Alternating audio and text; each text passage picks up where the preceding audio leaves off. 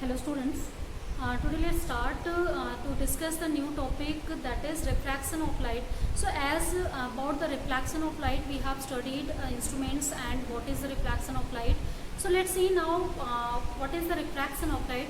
So as in reflection, students, we have seen that we have polished one surface, then we are getting the light in the same media. But what will be if we will not polish the secondary surface?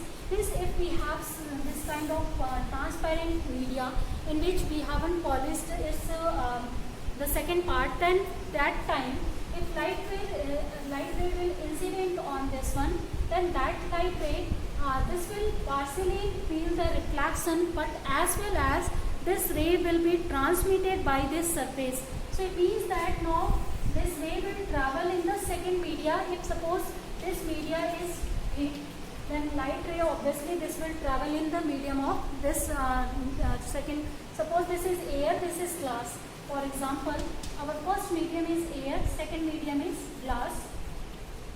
Then if light is going from air to glass, then medium is changing and light is traveling from one medium to another.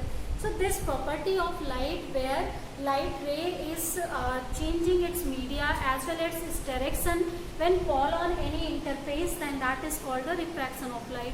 So as in reflection of light, it will go back into the same media, but here medium will change also.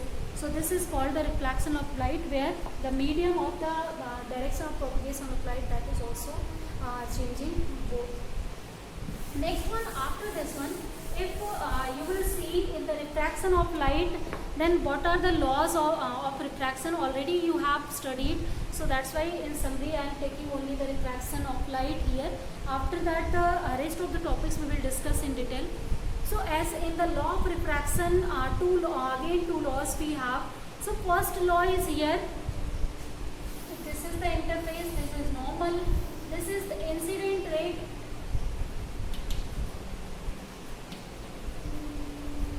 This is normal, and light ray is going into the second media, and this is called refracted ray. Refracted ray. So the first law is when for the law of refraction, that is incident ray, normal and refracted ray. All these three are lies in the same plane. So as you can see from here, already these things are lying in the same plane. So that means this law is stated for the direction and alignment of the incident and refracted ray. Second one, just like we have studied for the angle in the law of refraction, here also the law for the refraction.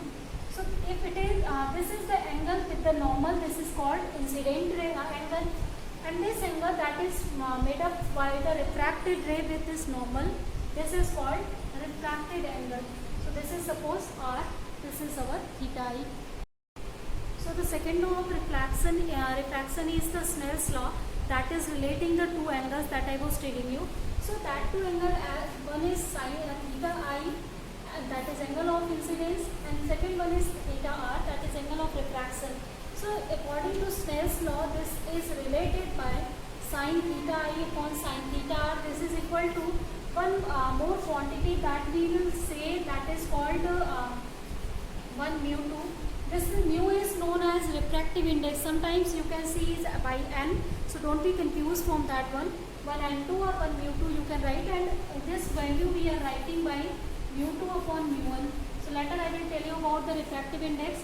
This one is also related by equation, that is the velocity of light in media 1 to the velocity of light in media 2. Just now we have seen that in the case of refraction, light is incident, and this is our medium 1. Is in medium 1 light incident ray we have, and in medium 2 incident the refracted ray we have. So in medium 1, as light's velocity that is changing in electromagnetic wave, we have seen this concept already. So it means that whenever it will change, then in media 1 different velocity it will have, in media 2 different velocity it will have. So it is also the ratio of velocities in the two medias. So we can relate these two angles by these whole of the equations. This is known as Snell's law. So these two laws are the laws of refraction. First is these three normal, incident ray and refracted ray all are in same plane. Second one is this law. Now after this one, let's see what is the refractive index as this name comes here. So let's first see the refractive index. So refractive index is a quantity that relates the velocities of light in different media. Just now as I have written, the refractive index of light is calculated by velocity of light in free space to the velocity of light in medium. So in free space we know that velocity of light is given by c, and in media if velocity of light is v, then this is called the refractive index, velocity of light in free space to the velocity of light into the medium. So we can relate also the two different media by using this one. So this is just now as the absolute quantity. So this is also called as absolute refractive index. So this absolute refractive index is related to free space. So for any of the two media, suppose from glass to water we are seeing the rays that is incident from glass that is going to the water, then that time two different media there is no free space, but we can relate their refractive index by this formula. So that's why it is called absolute refractive index. So I think the refractive index is now clear. Next one, what is the physical importance of this refractive index? So refractive index measure how bend the will be in light whenever it will travel from one media to another media.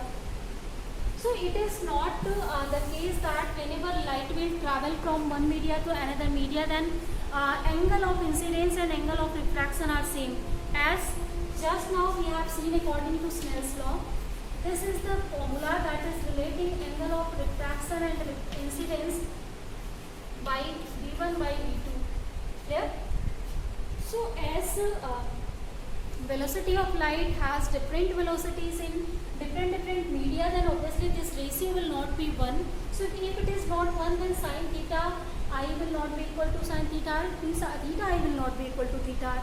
So there are two possible conditions, whether either this theta I can be greater than theta r or theta I will be less than theta r. So for these two conditions we are seeing two situations for the propagation of light from one media to another media, or refraction of light in this case. So let's see next one, how can we understand the bending of light. So for bending of light, first of all we are defining two new terms, that is called rare and denser medium. So that is also called optically rarer and denser medium. So now if you have to understand what is rarer and denser medium, so don't relate it with the mass density, that is mass per unit volume. I am not talking about that. In any volume number of masses are greater, yes, sometimes properties can be related or analogous to that one, but here this is not mass density. We are calling about the optical rarer or optical denser medium. It means that the velocity of light is greater in which media. So greater will be the velocity of light in the medium, greater density we will say for that one cases. So this obviously actually we can relate the optical rarer or denser next term that I will say optical density exactly. So let's see what is first optical density. So optical density is defined by the ratio of velocities of light in two media. So it means that if you will calculate V1 upon V2, then that will define the optical density. So if V1 will be greater than V2, then that time obviously the media will be optically denser in comparison to the when V2 is greater than 1. So this is the way in which optical density you can understand, that is totally related with velocity of light. Don't be confused with the mass density here. Next, if you want to understand it by more example, like a rarer medium we are seeing for the mass density, where mass per unit volume is less. So in the same way here, optical rarer medium we are saying where the velocity of light is greater, and optical denser where the velocity of light becomes smaller. Clear, I think. And for example, if you want to understand, if you will see the example of turpentine and water. So turpentine, its mass density is less than the mass density of water. Water is more dense than the turpentine, but if you will see the optical density of turpentine, that is greater than the water. So here, that's why I am saying you don't be confused, otherwise your all of the observations, your all predictions or calculation, that all will be wrong about this one. Next, now let's see what will be if from rarer to denser or denser to rarer medium light is traveling. So first one is, if light is propagating from rarer to denser medium. So for rarer to denser, if this is the interface we have and these are two media and media's characteristic, this whole is media 1, this is media 2. So in this media 1 you can write it has refractive index something n1 or mu1, you can also write it.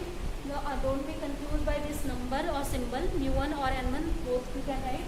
And one more thing, as I told you from starting, epsilon, that is permittivity, that is also related with the media. So you can also write this one. Sometimes you will also see here mu1, so permeability of the media. So that is also the main property of medium. So you can write n1 epsilon 1 mu1 as a pair that is relating the characteristic for the media. Next one, in the same media 2, you can write n2 if it is refractive index, epsilon 2 that is permittivity, or mu2 as the permeability. Now if light will incident on this one, so as I said to you, this is rarer to denser, means this optical medium is rarer and this one is denser. So this is optically rarer, this is optically denser. So whenever light will travel, then this time theta I, or directly if I will write here I. So let's use now Snell's law. So this is sin I by sin R, this is equal to V1 by V2. So in this case, as you know that greater will be the rarity of optical device, it means greater velocity in it, I just told you.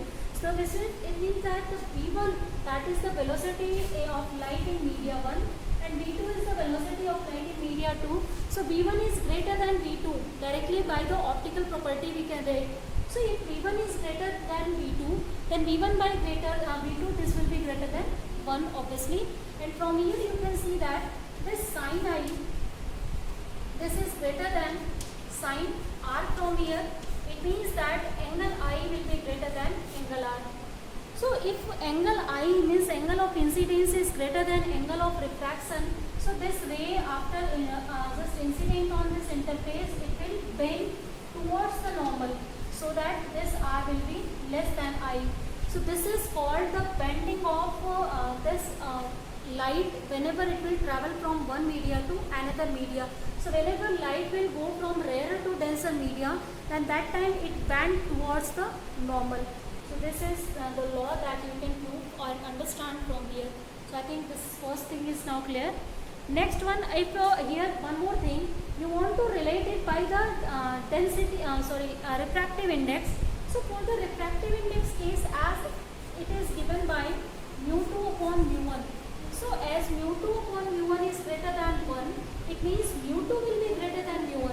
So in this terms of refractive index, if you want to understand what is the optically denser or rarer medium, so greater will be the refractive index, greater will be the optical density of the media or simple. So it means that if mu2 is greater than or n2 is greater, I think a number of times I am already confusing you. So just let's write it here, n2 upon n1. So here this is n2 is greater than n1 for us. Then this time we can say that refractive index of second one is greater than first one. Clear, I think. Now what will be the condition when the light will move from denser to rarer medium?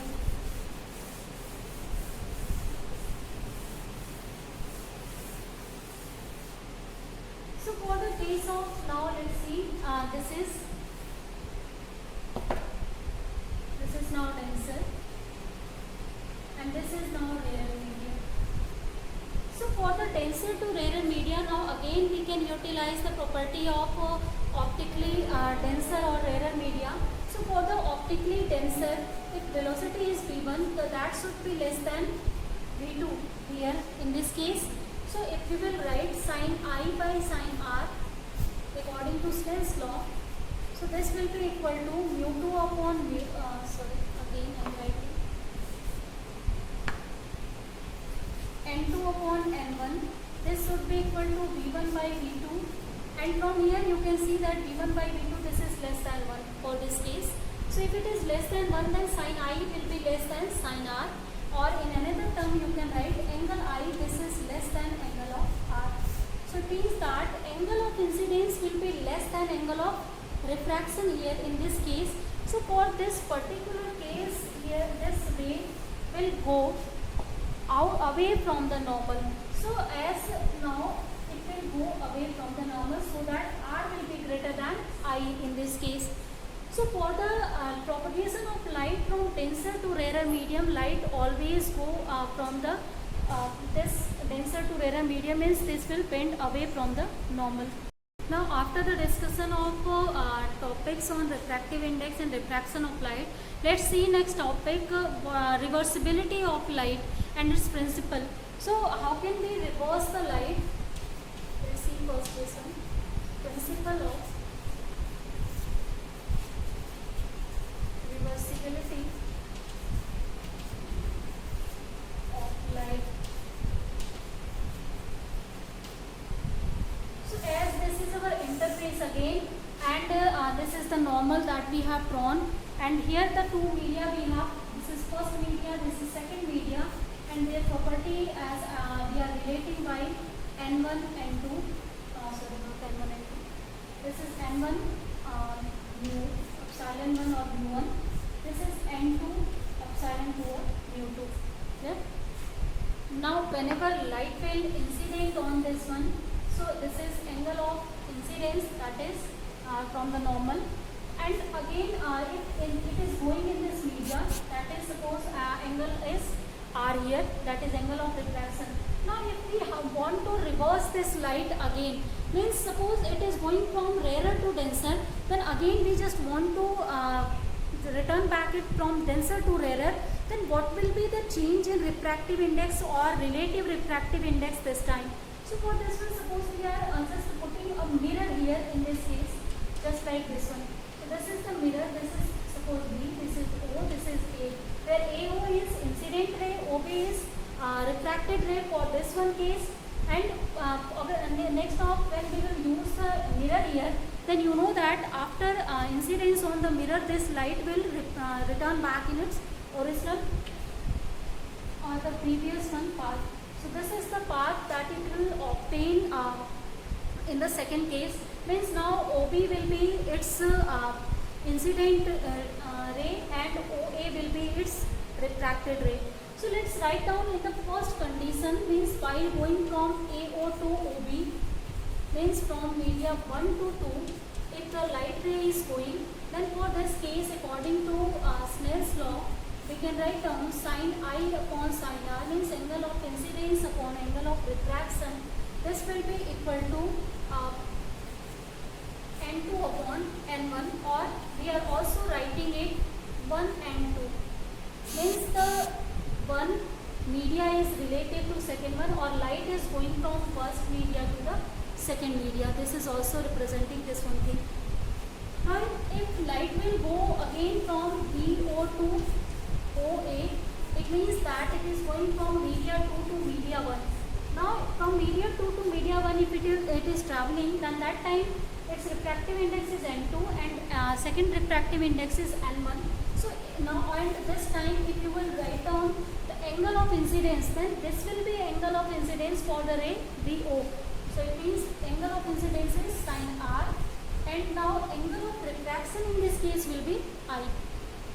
So this is angle of refraction, and this will be equal to, according to Snell's law, n2 upon n1, means n1 upon n2 for this case, which should be, so this is n upon n2, or we can also write it 2 n1 from here, Means the light is going from second media to the first media. Now from these two equations you can relate this relative refractive index. This is called the relative refractive index, that is relating the two media's refractive index with each other. So these two can be related, and this is, you can see from this equation, this is reciprocal of this one. So let's write down this principle first here. So now we can write 1 and 2. This is the reciprocal of 2 and 1. So this is called the principle of reversibility of light. Means whenever light will be in reversible path, then directly you can relate their refractive index by this formula. So I think this is now clear. This form actually helps us to study whenever we are studying like light is going from air to water, and from water to air if it is coming, then that time it is very hard to study, because some of the shifting or displacements we are getting in light, means some virtual images are formed there. So to overcome this difficulty, this reversibility can help us a lot, because all the terms are reversible, reciprocal only here. Now after this one, let's see the refraction of light at spherical surfaces, just like we have seen the reflection of light at spherical surfaces. So as two types of spherical surface we have, one is concave, second one is convex. So convex surface we are saying whenever light is incident in this face, and concave we are saying convex we are saying whenever it is incident on this part. Means in this way you can say that you have two type of spherical surfaces. One is concave spherical surface and convex spherical surface. So let's see the next topic here. This is refraction at spherical surface.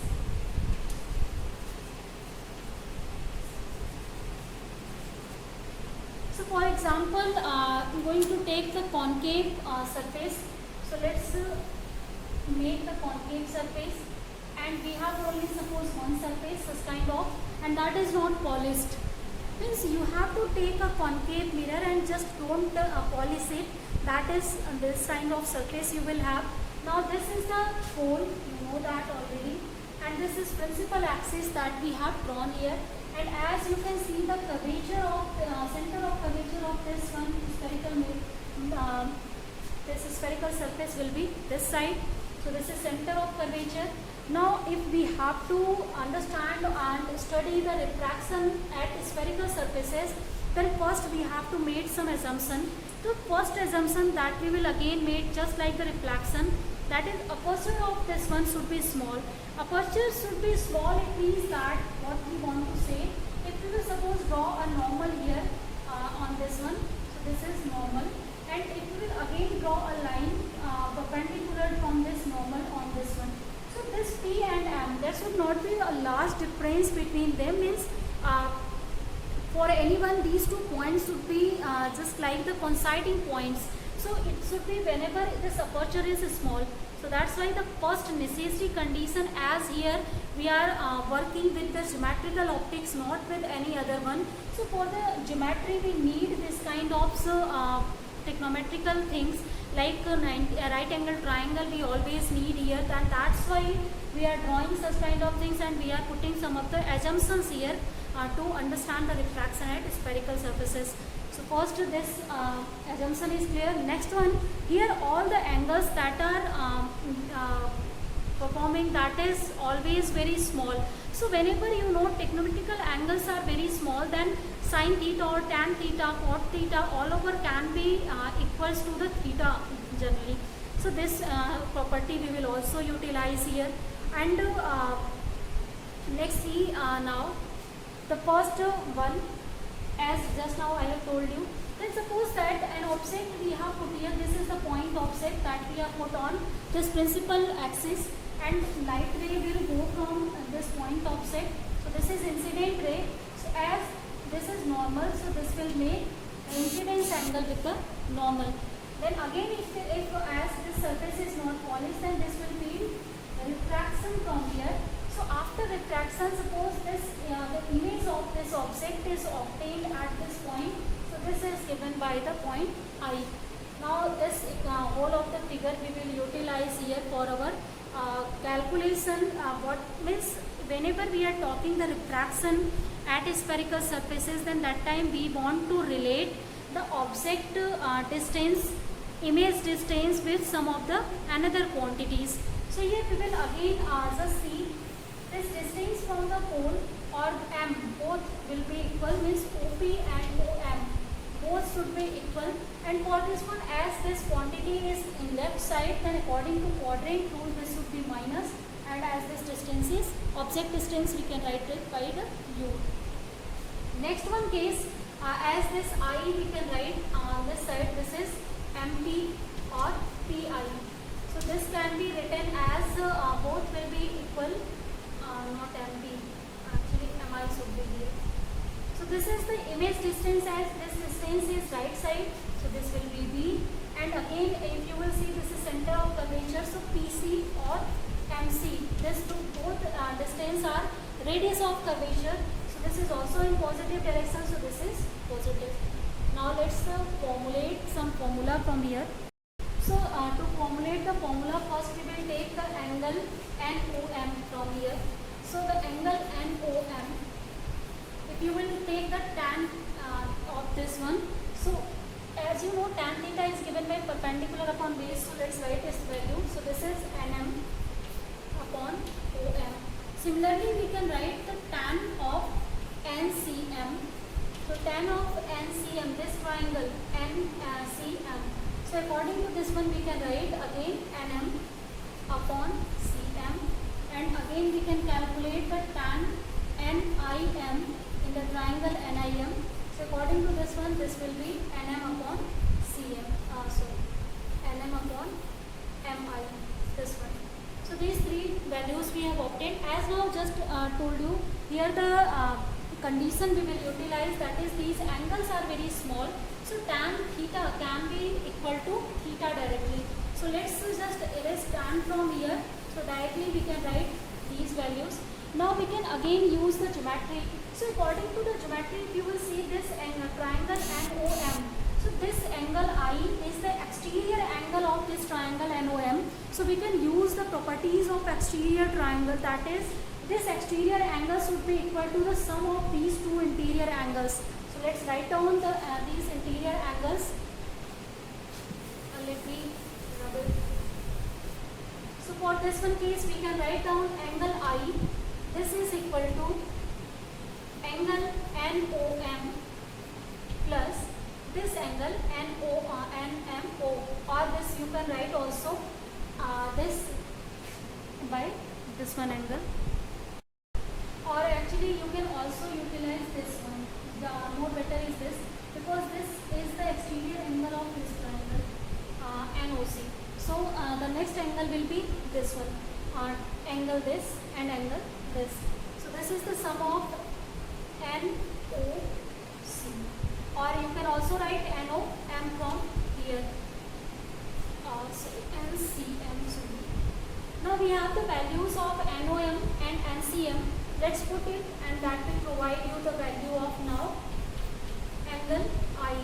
So this is 1 upon OM upon 1 upon CM. This value we have got from here. Then again now we can write or we can see this triangle. So according to this one, as this is the normal, so this angle should be angle of refraction R. So angle of refraction is R, then that time this is a triangle NCI. So this angle is exterior angle of these two triangles. So this angle should be sum of this angle plus this angle. So we can write down our angle NCM. This can be written as angle R plus angle of NIM. So from here we can calculate angle R, that will be angle NCM minus of angle NIM. So directly let's put values from here.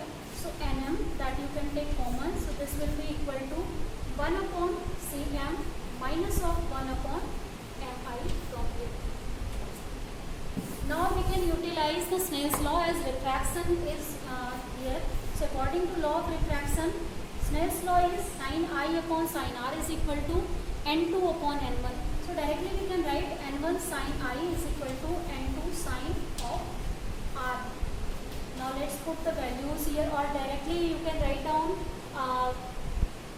in place of sin I you can write I, in place of sin r you can write down r. As I told you, angles are very small, the sin cos can be compared to the directly angles. So n1 into I we can write, n2 into r we can write. So if you will write down the values of n1, I, that is nm 1 upon om plus 1 upon cm is equal to n2 again nm 1 upon cm minus of 1 upon mi from here, and nm will be cancelled out from both sides. Now we can put all the values that I have told you in starting already. OM is the object distance, CM is radius of curvature, and this MI is the image distance. So let's put values here.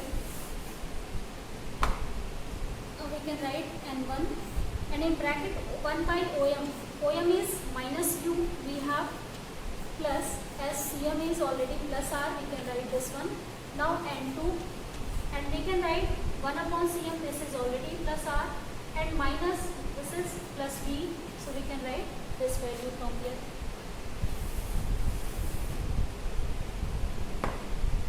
Now let's take them this side. So if you will take this one and multiply, then directly you can write down n2 upon v minus of n1 upon u. This can be written as this term. If you will take this side, and that will be equal to n2 upon r minus of n1 upon r. So directly you can take common this one. So n2 upon n1 upon r we can write from here. So this is called the formula for the refraction at spherical surfaces. So whenever the refraction process we will get at any of the refraction surfaces, then that time this formula will be always satisfied by the light for any of the cases. So students, I think this is now clear.